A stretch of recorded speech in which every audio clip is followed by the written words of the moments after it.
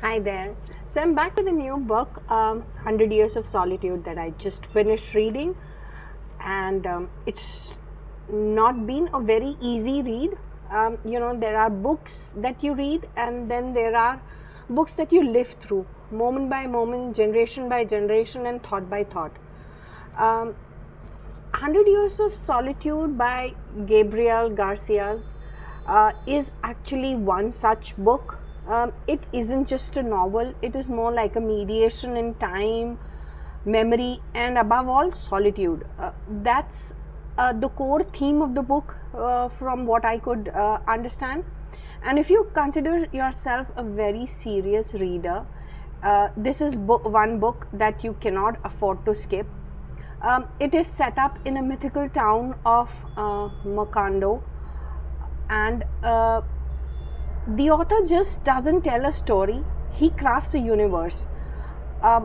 It is a story which is lush with haunting, and where the lines of reality and magic are blurred.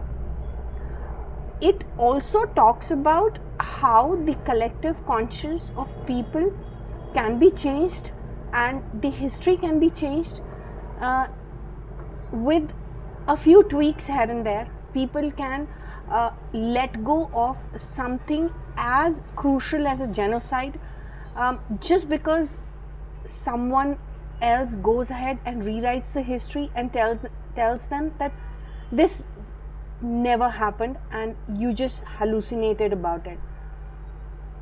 One such incident happened in this book, and I could relate it to that, the current situation where you see history being rewritten so many times, and the people who actually know the history are taken up to be fools. But that's just the political side of the book. Otherwise, if you talk about the book, what I found very extraordinary about in the book was how the book speaks about solitude from generation to generation. It is like it is more like a genetic condition that everybody in the family seems to inherit. It explores how people, though they are surrounded by large families, they have relationships, they have love, they have friendships, but in the end, it is the solitude that eats them up, and as they move towards their end, they become more and more withdrawn toward inside themselves. 100 Years of Solitude is not a quick read, and it's not a light read, but it is one of those books that you have to read if you count yourself as an authentic reader. It will challenge you at times. It gets very dark and depressing at times. There's a lot of incest happening within the family. The family tree itself is so vast, as it spans almost 7 generations of the family, and almost all the males in the family are have the same names. So there are just 2 names that keep repeating again and again. I had to refer back to the family map at times, to get back and understand how the current generation is talking about, or how they are related to each other.